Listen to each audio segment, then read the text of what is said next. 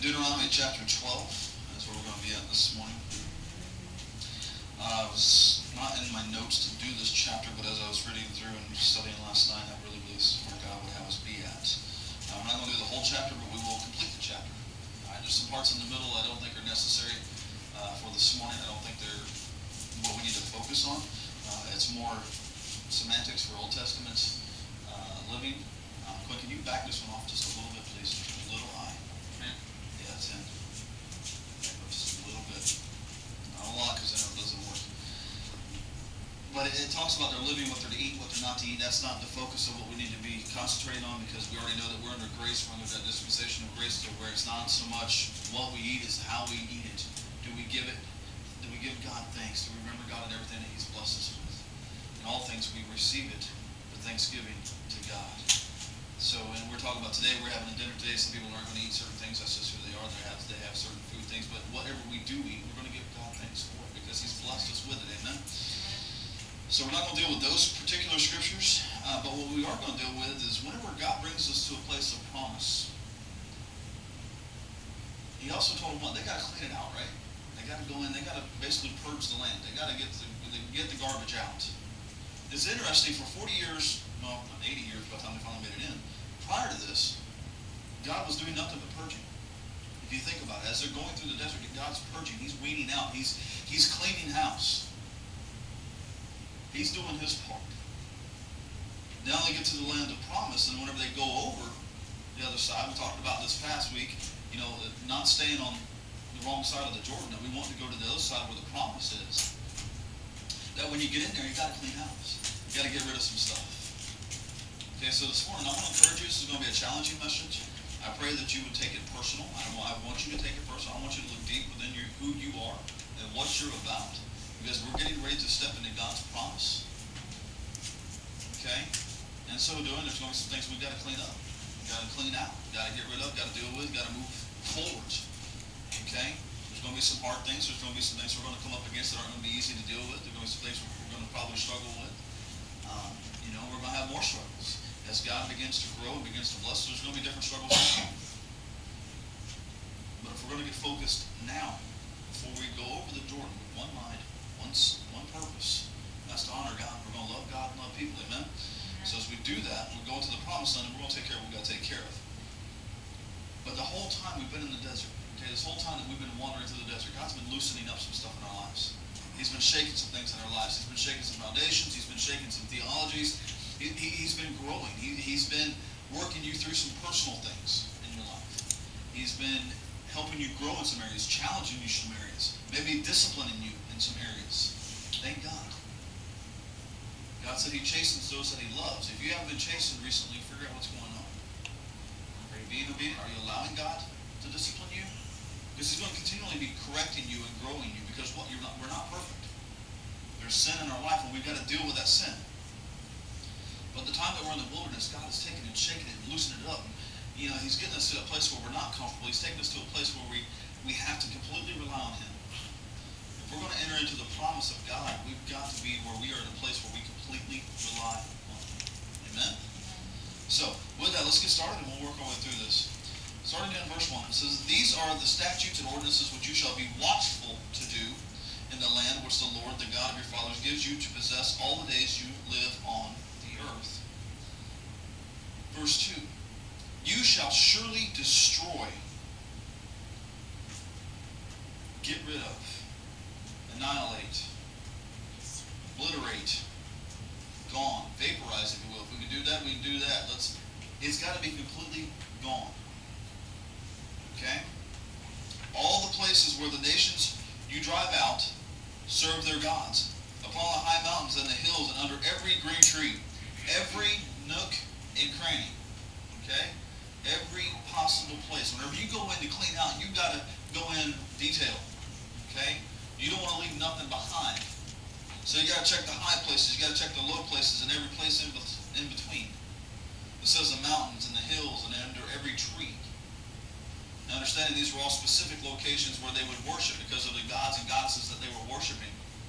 They would locate these places so everybody could see them and know where they were at. And depending on the god, that was what their supposed requirements were, because of the priests and priestesses that were leading that particular thing.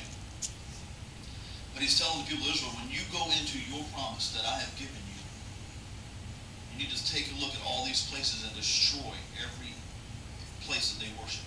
The temples, the things they used to worship, all of it has to be destroyed. So I'm going to ask you, what is in your life? What temples have you had in your life that you go and worship at? Pastor, I don't have any temples in my life. Are you sure? Where do you spend time at unnecessarily? I prefer to be productive. What have you been studying? What have you been looking at to draw closer to God? If what you're doing is not drawing you closer to God, now I understand education, understand kids being in school and they've got to study, got to do different things. I understand jobs, you got to do different things in jobs. What are you doing in the time that is allotted to you to spend time with God? Or do you go to some other temple?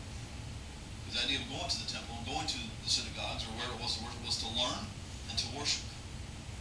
How to become more like the deity that I'm serving. And this is where I need to pay my time, treasure, and talent to worship the deity that I'm serving. So you need to take a deep look. Where? All the nooks and crannies of your heart and your mind. Verse 3 says, you shall break down their altars and dash in pieces their pillars and burn their Asherim with fire. You understand they had the Asherah poles where they would take the ribbons and intertwine them and all that stuff. Oh, it's so pretty. That was a sex god. Or goddess, rather. Okay? The whole idea was fertility and everybody doing their own thing with everybody. That still happens today. They just don't do it around a pole. And they don't go to a temple, per se. What they do is go to the hotels, or they go to the street corners, and they go to the bars, or they go to the strip clubs, or they go to wherever to worship. It's still the same principle. Or they teach tolerance in the schools, and they pass out condoms instead of teaching abstinence. I said, oh, go ahead. They preach tolerance and acceptance towards behavior that the Bible makes very clear is an abomination, something detestable to God. That's contrary to even the way He created it. But they teach this. But to teach purity and to teach abstinence, the schools won't do it. So what are we doing as parents? Are we teaching our kids this? Are we teaching purity? Are we teaching abstinence? Are we teaching, what it is to honor God? Are we teaching them to worship Asherah? That may not be what we call it, but that's what it is. It's the same principle. And I don't believe that this was a false god. What I believe it was a demon that people worshipped. Okay? Because these people had legitimate experiences that said, oh, our goddess is powerful. It's a demon they worshipped. And they did it through various means and ways. I mean, they would have sex in public to worship their God. This was nothing uncommon for them in this time. Okay? They put their kids, you think child prostitution is new. It's not new. It happened then. So what is their God or goddess that you worship? Here, these are pagan things that went on because that was a major part of just about every pagan religion that needed to be destroyed. God said, get it out, clean it up, get it gone, destroy it. Now, we're supposed to be a holy people, right? God says, you are to be holy because I am holy. We're supposed to set our lives apart, not become like. Amen? It says, and you shall hew down the graven images of their gods and destroy their name out of that place. Don't leave them up. Don't leave them for the history books. Get it going. God said He didn't even want them talking about it because it might lead to a curiosity in the younger generation that didn't know to go seek after those things and to follow them. So there's got to be teaching, but there's also got to be understanding. We don't follow after those things, and we cannot follow after those things. But maybe we have by the way we talk, by the way we dress, by the way we behave around other people. I read a quote this morning, whatever we love, whatever we go after, we become like. To a certain degree, whatever we are passionate about, we become like. If we're going to be passionate about Jesus, then we should start becoming more like Jesus, right? If we say we're passionate about Jesus, then we should be becoming more like Him. But wherever your passion is, whatever you're the most passionate about. And I heard this morning some people talking about football games and things like that. There's some people that are extremely passionate about those things. They can tell you stats, they can tell you history, they can tell you all these things. But you ask them something about God, they're very limited in their knowledge of God, but they can tell you everything worldly. We cannot love the world and love God. We cannot love the things in this world and say that we love God. If the things of this world take priority over God and us learning about Him, then there's a big, big problem. Church, we're called to a place of holiness. There's something that I've been challenged on, and I've been praying about it, and it's something that was just kind of brought up in a conversation, but it is something that Pastor Furtick did. He took his entire church through the New Testament in 30 days. On their own time. They were to read through the New Testament in 30 days. It's come the first of the year, I think we're going to do it. I'm praying about it. But we're going to go through the entire New Testament in 1 month. I'm not going to be teaching on it. I'm on your own time, your personal study time. We're going to go from Matthew to Revelation. New Testament. The other challenge he did for his leadership, he took him through the entire Bible in 90 days. That'll test your mettle. See where you're at. To read the entire Bible in 90 days. It's a lot. It's a lot to take in. He goes not to try to take everything in, not to try to analyze everything, just to read it.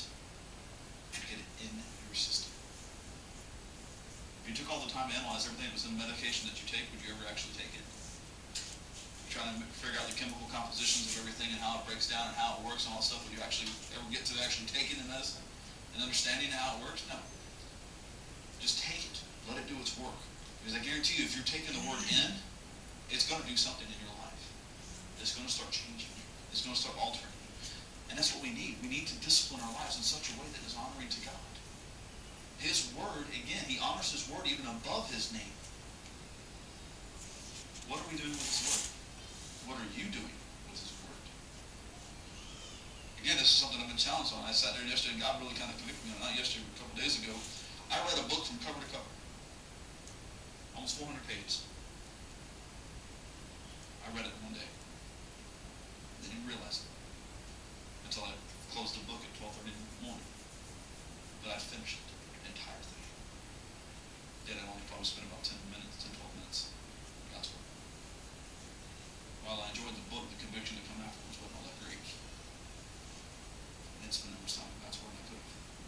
How much could I have studied at that time in God's word instead of reading the book? It's not that God doesn't want us to do these things. It's got to be prioritized. It's got to be the right way. It's got to be God honored first. Giving him what's right, which is our best, not what's left. So some thoughts about what do we have is, again, temples that we go to.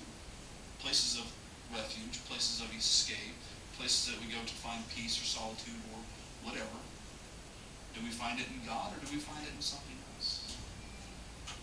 See, one thing I realized with my personal struggles is that I would run to those things instead of running to God to help deal with whatever was going on. Why run to the dark place instead of running to the light? So that God can actually do a work and do a healing. So it's interesting, whenever they do surgery, do they do it in the dark?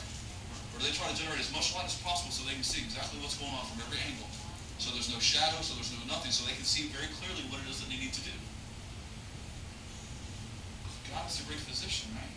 So if we go to him, he needs to perform surgery. It's good that we go to the light so we can see clearly exactly what's going on so we know how to deal with it.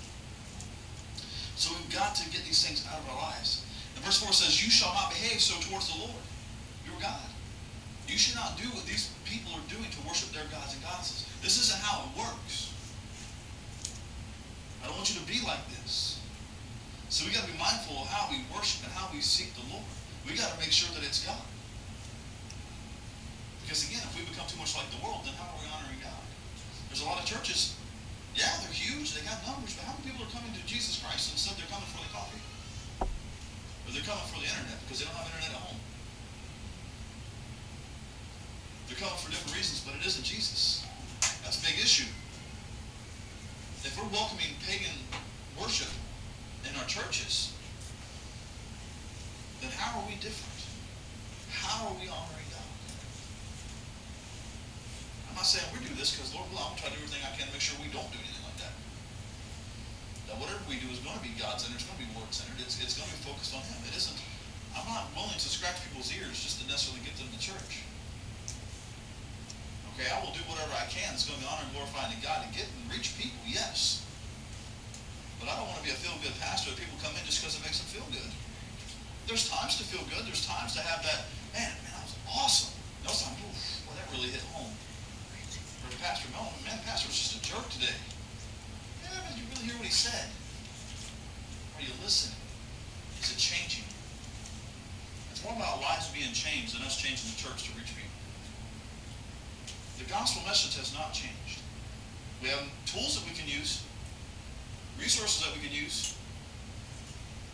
If you want to have coffee, then go to a coffee shop. Sit down with somebody. Spend time with them intimately. Don't just bring them so they can be another face in the crowd and their life never changes.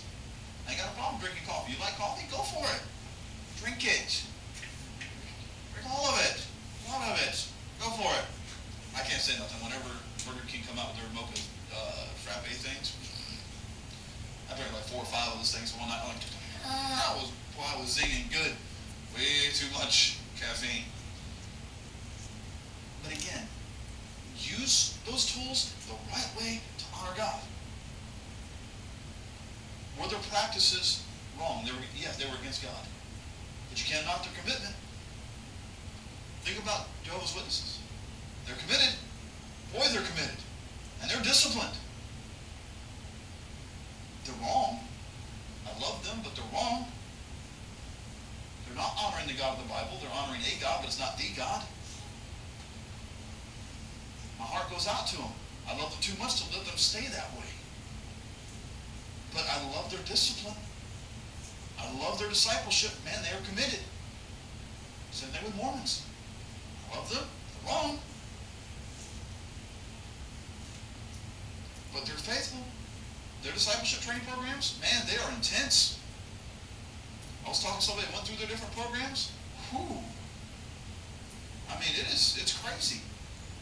And they're regimented. You learn a lot. It's a lot of garbage, but you learn a lot. And it's all subtle things that they bring in that get your mind twisted and manipulated. And it's going to take the power of the Holy Spirit to get right through all that nonsense, to get to the heart, to get to the saving grace of Jesus Christ. But if we don't know the Word of God, then how are we going to reach them? We're not. Okay, we're too busy trying to be like them. We're not going to reach them. We've got to be different, because if we're not different, they're going to keep doing what they're doing. Why would I want to change? You're doing the same thing I am. Why change? Doesn't mean anything. Get rid of all these places. Verse 5. Here's what we're supposed to do. But you shall seek. Isn't that interesting? You have to go after it. You have to look at it. You have to actually do something again. The place which the Lord your God shall choose out of all your tribes to put his name and make his dwelling place, and there shall you come. God will designate a place of worship. He will designate a place to come and bring your sacrifices and to do these things that are honoring to him. He will show you. You guys are here this morning because God has showed you this is where he wants you. Okay? He brought you here. I don't really have any visitors this morning per se, so guess what? This is a place that God has chosen for you to come. To be in his presence, not be in my presence, to be in his presence. To come and learn and to know about him and to draw closer to him. If you come in here to draw closer to me, you've missed it. If you come in here to make me feel good, you've missed it. While I appreciate you being here, I'd rather you come here for God, not for me. Okay? If you come here to see somebody, you've missed it. Unless it's come here to see Jesus. I love our fellowship time. But Sunday mornings is for you to draw closer to God, not draw closer to somebody here or anybody else. It is reserved for God and God alone. When we get that mindset, things are going to start changing. The depth that you're going to go and grow, totally different. But if you're just going to be a surface believer, you're going to sit there and you're never going to change. You're never going to grow. You're never going to go any deeper with God. Because you're not seeking. You're showing up, but you're not. It's like Quinn. Hey, Quinn, it's in the fridge. Oh, I don't see it. Shuts the door. He knows it's true because I do the same thing. See how it is. But it's the same principle. If we're not going to seek, guess what, guys? We're not going to find. The scriptures are very clear, right? Knock and it shall be opened, seek and you shall find, ask and it shall be given. Persistence, diligence, actually doing some work. It says seek the place. But God will lead you. If you're doing your part, God will do His. Verse 6. And there you shall bring your burnt offerings and your sacrifices, your tithes and offerings of your hands, and your vows and your freewill offerings and the firstlings of your herd and of your flock. Giving was a major part of worship. The tithe was 10%. By the time you get through the rest of these offerings, it's upwards of almost 60% of their income. Between 40 and 60% is what they actually brought into the church. How's that for trusting God? Think about it. These people were bringing in 40 to 60% of their revenue to the temple to honor God. Most of us complain about just bringing 10% faithfully to God. It's truth. And we wonder why churches aren't able to do the Great Commission. They're not able to go out and really have the resources necessary to do what needs to be done. Jesus had someone handling the money. He was a thief, don't get me wrong, he was skimming off the top, but he had somebody to handle the money that people were donating to his ministry. There were people that were quite influential that had a lot of money that donated to Jesus' ministry so he could have food, so he could go about and do what needed to be done, so he could travel and do whatever he needed to do. Again, this isn't a promo to get you guys to pay me or anything like that. The idea is, this is where God has brought you. This is where God called you. You have a responsibility to honor God in that. Like I said, sacrifices, tithes, offerings. Offerings for the vows and free will offerings. First fruits offerings. Interesting. But the thing about it is what? Verse 7 says, and there you shall eat before the Lord your God, and you shall rejoice in all to which you put your hand, and you and your households, in which the Lord your God has blessed you. The idea is that you're doing all these things out of worship, out of adoration, out of thanks, and you're celebrating with God because of what He's done for you. How many of you have recognized now, some of you that are really following the tithing principle and giving to God, how much of a difference it's made in your life? That you can actually rejoice in that instead of whining and complaining about it. Because I can almost guarantee you that if you're doing it with the right heart and the right mindset, instead of having more month at the end of money, you're not having more money at the end of the month. Even though you're giving more. Even though you're trusting God. So despite what the world says, trusting God has its benefits. Amen? Amen. There's blessings that come when we honor God. And He's already made it very clear. If we do this, we get this, right? If we don't do this, then we get this. Failure to prepare, what? Is preparing to fail. How many of you heard that saying in school? If you fail to prepare, to get ready, to do what needs to be done, then you're already preparing for failure. How many of you want success in your life? How many of you want to see God's kingdom move forward? We can't do it by being lazy. We can't do it by sitting on our thumbs and doing nothing. We can't just sit back and just, I wonder why the church isn't moving forward while you're sitting on your couch.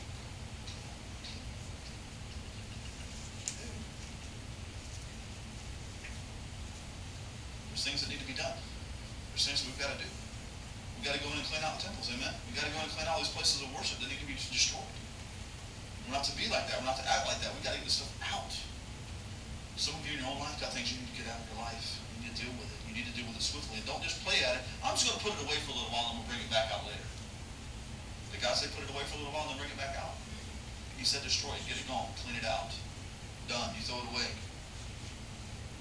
Verse 8 says, you shall not do according to all we do here. Now, God is making a change.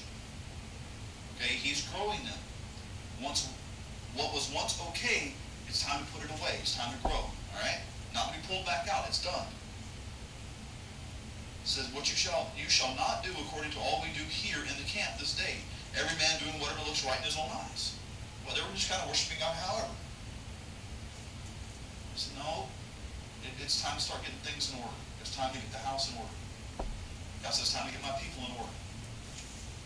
This morning, God's telling you it's time to get in order. It's It's time to get in line, and this is how we're going to do it.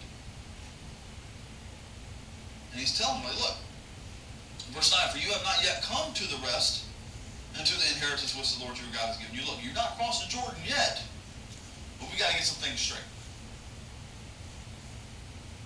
He says, but when you do, verse 10, you're not there yet, but when you get there, all right? Goes back to verse 8. You're not going to keep doing what you've been doing. It's not working. Definition of insanity. All right. Same thing over and over again, expecting something different. If your walk with God is the same as it was yesterday, then what have you changed? Nothing. But when you go over the Jordan and dwell in the land which the Lord your God causes you to inherit. Now I love this. What does he say at the end of verse 10? And he gives you rest from all your enemies round about, so that you dwell in safety. See, God is preparing a place of rest for us. We understand this has a lot of spiritual applications. It also supposed when we enter into the land of rest, when we go home to be with the Lord. But there's also a place that God will give us here that we can enter into and have rest and no fear, and have this assurance that God is on our side. We don't have to be worried about what the doctor says, or what the boss says, or what any enemy that tries to come against you says, because we know that God is standing before us. And all these things may come around us, so many at this side and so many at this side, but none of it's going to touch you. What is it about? It says, then there shall be a place which the Lord your God shall choose to cause his name and his presence to dwell there. So when you get to that place, there's going to be a place where God says, hey, look, this is where my presence is, and this is where I want you. And it's interesting that God wants you in his presence. He wants you to come to his presence. He says, to it you shall bring all that I command you, your burnt offerings, your sacrifices, your tithes, and what the hand presents as a first gift from the fruits of the ground, and all your choicest offerings, which you bow to the Lord. Not what's left, what's best for God. I want you in my presence. I want you to bring your sacrifices. I want you to bring all these things to where I'm at. I want you to come to me. I want you to be where I am. God wants you to be where he is. He doesn't want you out there floundering around wondering what's going on. So I like the story of the prodigal son. We get so excited, but the idea is that what? The son was supposedly dead and fought dead, and he comes back home, is eating with the pigs. But the father comes out, I want you in my presence. I'm going to throw a party. But he ran to his son. Jesus ran to us. If you think about it, he ran to us and saved us. Brought us up out of that place. Brought us deliverance. Because he wants us to be where he is. It says in what? Verse 12. And you shall rejoice before the Lord your God. You and your sons and your daughters and your menservants, maidservants, and the Levite that is within your town, since he has no part over the inheritance with you. The Levites weren't given anything. They didn't have any possessions. They were to serve God and serve the people. And there's nothing wrong with that. You know, some churches, the churches own all the property that the pastor has. With the exception of maybe a car or something like that. Everything, the church owns it. The church takes care of the pastor. So he doesn't have to worry about bills. He doesn't have to worry about paying the mortgage. He doesn't have to worry about doing all these things. The church has it. There's a lot of churches that do that. I think there's a principle for it here. Not what I'm necessarily asking for, but what I'm saying is there's a biblical principle here that God made. We're not to be worried about material things. But to be focused on serving God and serving people the right way with a pure heart. I was looking at some questions and answers for pastors. Pastor Greg Rochelle, Pastor Stephen Furtick's pastor, okay? And he was asking, they were asking him, how does he, keep everything on the up and up? How does he stay where he needs to stay at? Because I have accountability. Because I have extreme accountability. His internet is monitored. Anytime he goes somewhere, he has somebody with him to hold him accountable. He never goes anywhere alone anymore. He says he hasn't counseled or been alone with another woman in years because of what it could lead to. He's got so many different things in place to keep him accountable. make sure that he continues his walk with God faithfully and truly. He was going to a church, his pastor faltered and fell into adultery and all kind of things that destroyed his fellowship and stuff like that, and it became a big mess. Later on, the appearance was that he had, repented and wanted to come back and at least serve in the church. Ended up stealing money out of the tithe plates. Okay? So this is the idea of accountability. It's not easy, it's not fun, okay? But the fruit of it, you can see the results in his ministry. Over 25,000 plus people are part of this guy's ministry now. Okay? But again, it's the idea of, I want to get rid of all the things that the enemy has, and I'm getting it gone out of my life. Every opportunity that the enemy have to pull me down, I'm getting rid of it. I'm going to have accountability to keep my heart and my thoughts and my mind pure. That I can serve God faithfully, I can serve the people. All that from the idea that the Levites were set apart. The priests, they were set apart. And it was up for the people to take care of the priest. But they do it with rejoicing. And the first part that says, you shall rejoice. How many of you have been rejoicing in God lately? A lot of times I see you guys come in, you look like a bunch of earworms. What are you happy about that God is doing? It should be everything. Because if you're walking with God, he's ordering your footsteps, and God's actively involved in everything, you should be excited. Amen. God's moving. God is always on your side. It says, be watchful, not offer your burnt offerings in every place you see. Now, this is interesting.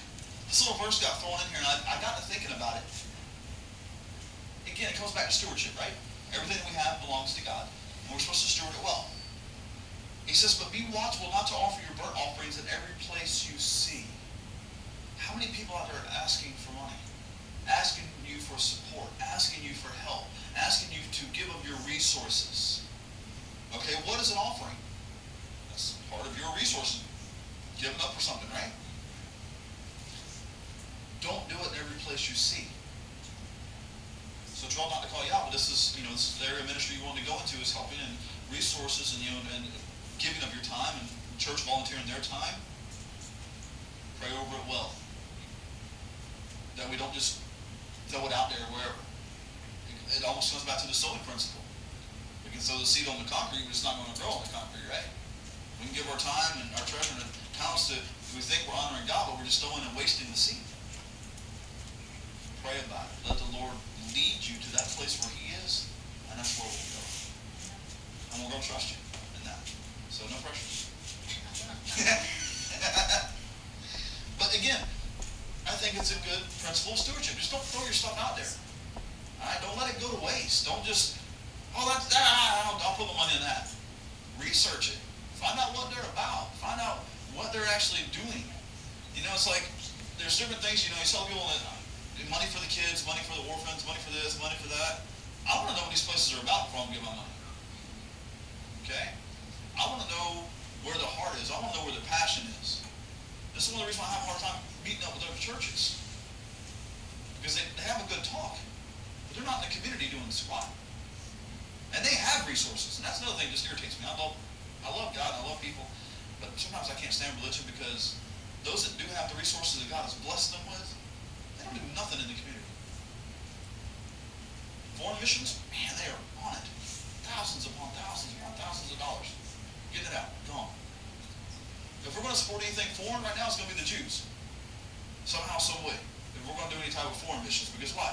God says, you bless the Jews, I'll bless you. If you're a blessing to them, I'll be a blessing to you. We'll talk about that. It's coming up. I'm teaching. But we're to be in our communities. We're to take care of our community and love the people around us. God will spread it out from there. Because why? People move. People's locations change. We may have people come in there with us for a time, but we do what God says to do, and they're honored, they're blessed, they're changed, their life is changed. What happens when they move to the next place? They're going to take it with them, and they're going to have an impact wherever they go. God spent time with whole people intimately, growing them and developing them and blessing them. He didn't waste his seed with all those that just come up to him. Oh, help me, help do this, that. Did he help people? He absolutely helped people. But he also knew, remember he called them on the carpet, you guys only come to me for the miracle. You want to see what I'm going to do next. Why are you going to God? Do you just want to see what he's going to do next, or do you want an actual active relationship with God? Follow this principle of stewardship here, and be blessed. He says, but in the place which the Lord shall choose in one of your tribes, there shall you offer your burnt offerings, and there shall you do all that I command. Okay? Wherever it is that God calls you to worship, that's where you bring your offerings. That's where you do your stuff. If there's another ministry that blesses you and you want to support that ministry, fine. But your main support goes to your home ministry. And any true pastor is going to tell you that. I listen to a lot of pastors. They just want money, money, money, money, money. However they can get it. However, if they are a ministry and they are ministering to you and you feel that God's, hey, I'd like to send them something just as a thank you for serving God, then do it. No problem with that. Don't let that take away from your main focus here in the ministry that God has called you to. Okay? Another thing when it comes to giving, if you're not a believer, keep your money. I mean, if you want to bless, it's fine, but I don't want that to be your focus. And if they're not a member of this church, I don't expect people to give. All right? If they don't come here and they don't call this their home, I don't expect them to give. I don't believe God does either. But if we do call it home, we have a responsibility. Amen? Amen. Okay, now get a little quiet here talking about money again. Maybe that's your God. Maybe I just stepped on your toes. Now, skip on down to verse 28. Like I said, a lot of stuff in between was just kind of, again, talking about what to eat, what not to eat, talking about not eating the blood because the blood's the life and that you're supposed to pour it out. And it goes into a bunch of details that we don't have to follow. Okay? Again, because of grace. There's certain things that grace covers, not a big deal anymore. There's certain principles that we all need to look at. Because Jesus said certain things that line up exactly what's being said here in the Old Testament, right? Amen? You know what I'm saying? Verse 20 says, be watchful and obey all these words which I command you, that it may go well with you and with your children after you forever. Does that say until Jesus comes? It's forever, right? And when you do what is good and right in the sight of the Lord your God.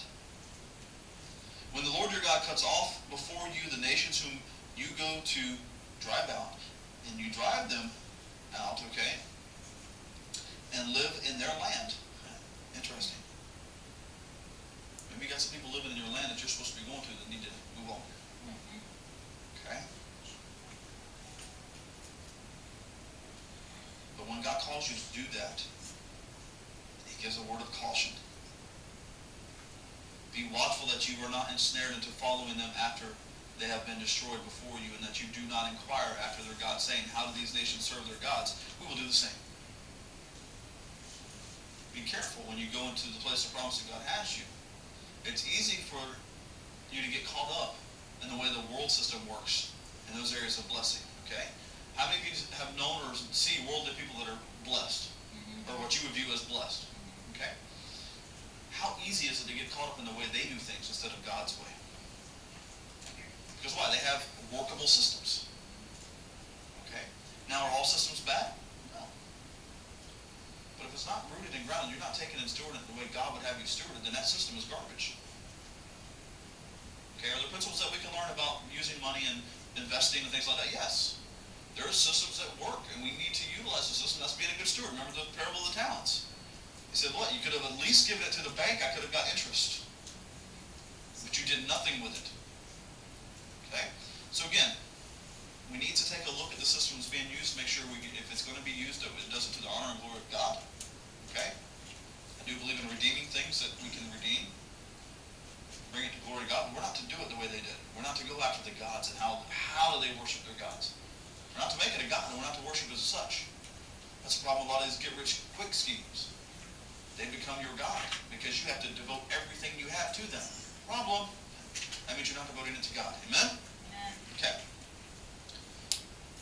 Verse 31, you shall not do so to the Lord your God. For every abominable thing which the Lord hates, they have done for their God. Okay. I don't think it gets much clearer than this. Do not be like them, because of what they did, God hates. He doesn't want you doing the same thing. Why would God say, oh, it's okay, you can do part of it, even though he hated all of it? And it's interesting, it says every abominable thing which the Lord hates. Not just some of them, all of them. They encompassed it all.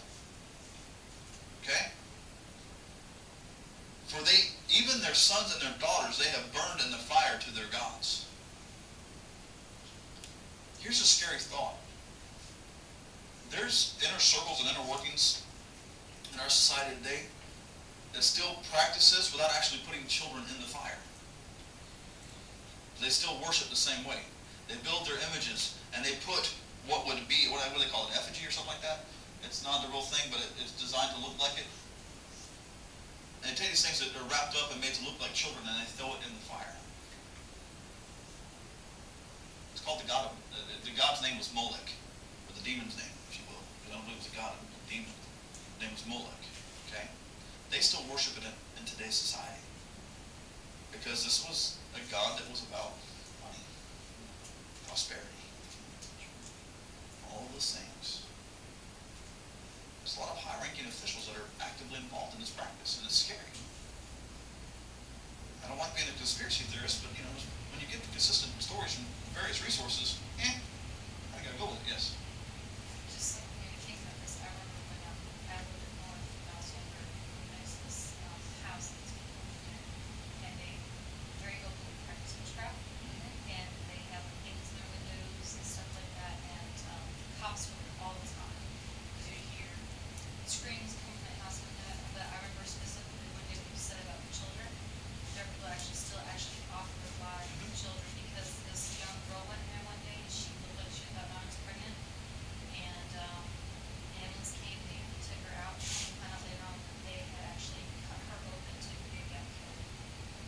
So this still happens, yes. The worship to these gods and goddesses still happens today. They're demons. The demons will do whatever it is, but do you see anything about these demons that actually brings life? It's always death. It comes and announces, oh, I'm going to give you this and give you that, but you've got to kill something. Yeah, God had sacrificial system in the old way to cover sin. But what goes on here is nothing but death, because it destroys you. It destroys you mentally, physically, spiritually. It destroys you. But see, I think about this. Maybe we don't put our children in the fire per se as they did there, but maybe we shun our children. I think of a lot of PKs, man. That I love my kids. I love my kids dearly. I am working on spending more time with them. But there's a lot of PKs that don't know their parents, or especially their father, because the father's too busy. The father's too actively involved in other things to be involved with his kids. One thing I like about Pastor Mark, he's always putting stuff on there about what he's doing with his kids. He's going to the baseball game with his kids, or his kids are going with him to the ministry that he's going through. They want to go with him, and they hang out with all the guys and stuff as they're talking and stuff. It's pretty neat, you know. But his kids go with him. But maybe we burn our kids and sacrifice our kids for the sake of a job, for the sake of other friends, or the sake of a hobby. We sacrifice our kids. That's a big problem, because then if we're sacrificing our kids, then what's become our God? Think about it.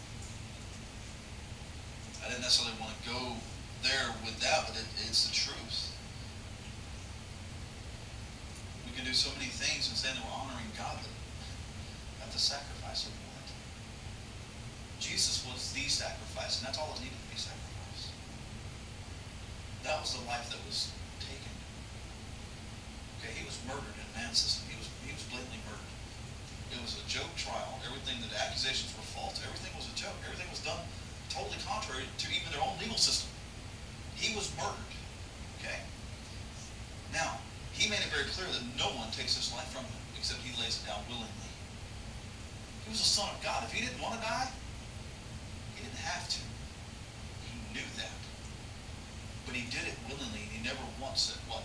Hey, after he prayed about it, dealt with it with Dad, that was it. He said, not my will, Father, but yours be done. That was the end of it. How many of you would be that willing and that obedient?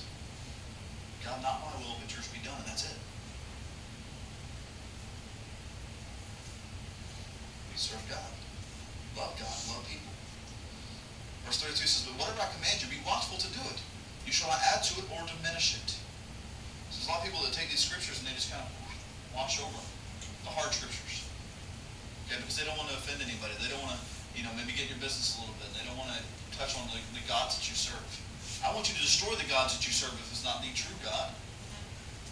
Because it's idol worship. That's demon worship. Okay? Let's not beat around the bush.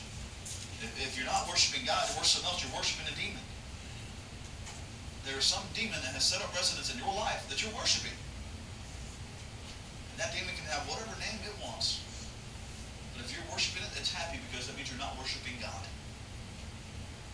That's a big problem. So be watchful. Have your eyes open. Be looking. But we've got to, if we're going to the place that God has promised, we've got to drive out all of those things. We've got to get rid of all of those things that are contrary to Him. Amen? We've got to get in His Word. We've got to be washed in and by His Word. So here come probably the first of the year. Like I said, I'm praying about it. But I believe we're going to go through at least the New Testament cover to cover. Matthew to Revelation, 30 days. I'm going to work on finding the plan for that, what it takes to break down. And again, don't kill yourself. It's 5 days a week. It's basically understanding it's 5 days a week. Do the reading, take 2 days off. It's not bad. But it is a commitment. It's a time commitment. So that means you're going to have to put down some other things that maybe you spend time on. But what reward can you gain from it? Again, I look at the eternal reward versus the temporal loss. Okay? Because the things of this life are only temporary anyway.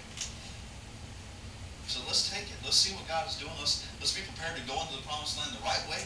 Let's do what He says to do when we get there. Let's deal with some issues before we get there. Let's get rid of some garbage. Let's get rid of that stuff and stop trying to drag it with us as we go into the promised land. And let's honor God the right way. Let's honor Him in what? Spirit and in truth. Let's honor Him the way He wants to be honored. Let's worship Him the way He wants to be worshipped. And let's just be loved by Him.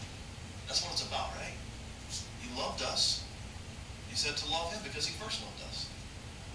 So let's love Him this morning. Let's take the time now, since we've gone through His Word, gone through what He would say to do, let's take time to honor God.